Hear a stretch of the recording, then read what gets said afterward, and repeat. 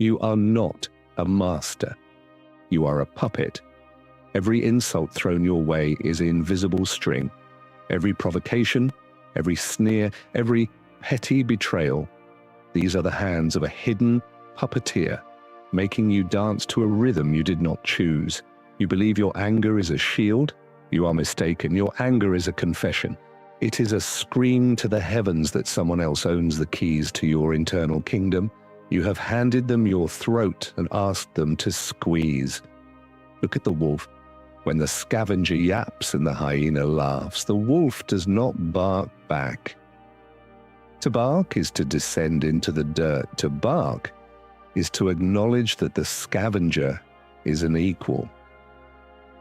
The wolf simply stares with eyes like cold stone, and the scavenger shudders because it cannot find a crack in the wolf's soul. This is the mental fortress. Your mind is a citadel, a limestone monument built upon a cliff above a churning, violent sea. Outside the walls, the storms of other people's opinions howl. Their bitterness, their incompetence, their desperate need to see you crumble. These are the waves crashing against the base of the rock. Most men build their houses on the sand, right at the water's edge.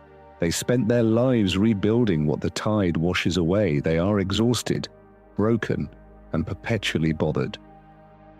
But the architect understands the great separation. There are two worlds, the outer chaos, the world of the herd, the noise, the insults, and the things that rot, and the inner sanctuary, the world of your breath, your judgment, and your stillness. You have been living on the border, leaving the gates of your sanctuary wide open for every beggar and thief to wander in and set fire to your peace. Redefine your kindness today. It is not a virtue if it is born of the fear of confrontation. It is a trap. Redefine your silence. It is not a lack of words. It is a surplus of power. When you refuse to react, you starve the predator. You become a void that their malice cannot fill. Imagine a courtier whispering poison into the ear of a king. If the king strikes him, the courtier has won, for he has proven he can move the king's hand. But if the king remains motionless, eyes fixed on a distant horizon, the courtier ceases to exist. He is a ghost shouting at a mountain. The strings are cut. The dance is over. The world is a predator, and its primary weapon is the hook. Every insult, every slight, and every moment of disrespect is a jagged iron hook cast into the waters of your mind. Most men are like starving fish. They see the bait of a provocation and they strike. The moment the teeth sink in, the line tightens. They are dragged to the surface, gasping, flopping, and utterly at the mercy of the fisherman. To react is to be caught. To react is to pay a ransom with your own blood for a crime you did not commit. Between the strike of the sword and the wound, there is a microsecond of silence. The architect lives in that silence. Imagine a veteran general standing on a balcony as a frantic messenger rushes in, screaming of betrayal and lost legions. The messenger's heart is a drum of panic. His breath is a ragged prayer. He expects the general to roar, to weep, to break the table in a fit of righteous fury. But the general does not move. He does not even blink. He stands in the gap. In that gap, he performs the great dissection. He separates the world into two heaps, the dust and the iron. The dust is the messenger's fear, the enemy's numbers, and the past that has already burned to ash. These are the things outside the citadel walls. To touch them is to become dust yourself. The iron is his own breath, the next command he gives, and the absolute stillness of his own pulse. You must learn this cold geometry. When someone spits venom at your name, understand that their words are merely vibrations in the air, invisible, weightless, and powerless. They only gain weight when you catch them. They only become poison when you swallow them. Why would you drink from a cup offered by an enemy? Why would you allow a beggar to dictate the value of your soul's currency? The Stoic pause is not a wait, it is an execution. By refusing to respond instantly, you are executing the other person's power over you. You are watching their ego bleed out in the silence you have created. Picture a massive ancient oak tree during a hurricane. The wind howls, "Bend, break, acknowledge my fury."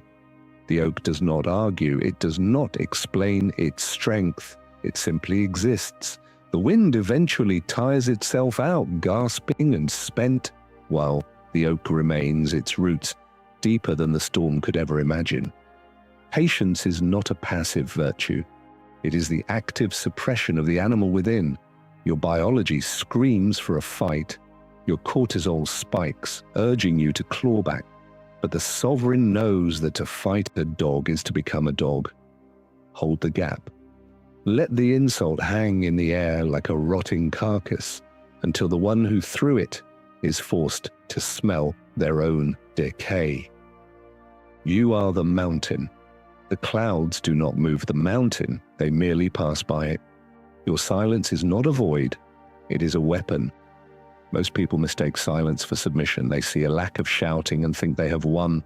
They are fools. In the world of power, the one who speaks the most is the one with the most to lose. To speak is to bleed information.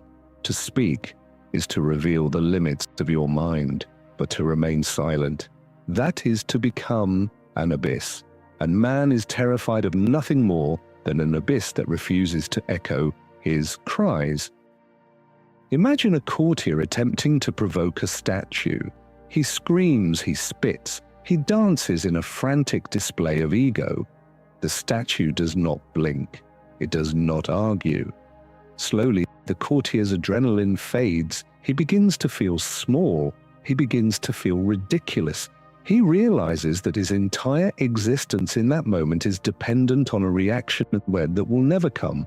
By staying silent, you have erased him from the map of reality. This is the ultimate dominance, the refusal to acknowledge that your enemy even exists. Anger is a bridge. It connects you to the person you hate. It makes you their equal. Indifference is a wall of impenetrable shadow. When you are indifferent, you are not merely managing your emotions. You are declaring that the other person is not significant enough to register on the scales of your soul. You are a god watching an ant struggle with a pebble. Why would a god be bothered? Hope is a beggar's luxury. Stop hoping for people to be better. Stop hoping for the world to be fair. These are the delusions of the herd. Instead, build your fortress. Understand that the only territory you will ever truly own is the 6 inches between your ears. If that territory is sovereign, you are the wealthiest king in a world of paupers. Kindness without the capacity for ruthlessness is not kindness. It is cowardice. True power is having the sword and choosing to keep it sheathed. It is knowing you could destroy them with a word, but deciding they aren't worth the breath. The cortisol in your veins is a fire that wants to consume you. Don't let it. Channel that heat into the foundation of your fortress. Every time you swallow a reaction, you add a layer of stone to your walls. Every time you let the provocation pass through you, like a ghost through a graveyard, you become less human and more architect. The herd will continue to bleat. The scavengers will continue to snap. Let them. You belong to a different lineage now. You are no longer a victim of the storm. You are the eye of the hurricane, calm, cold, and absolute. Welcome to the sanctuary. Join the architects of the void.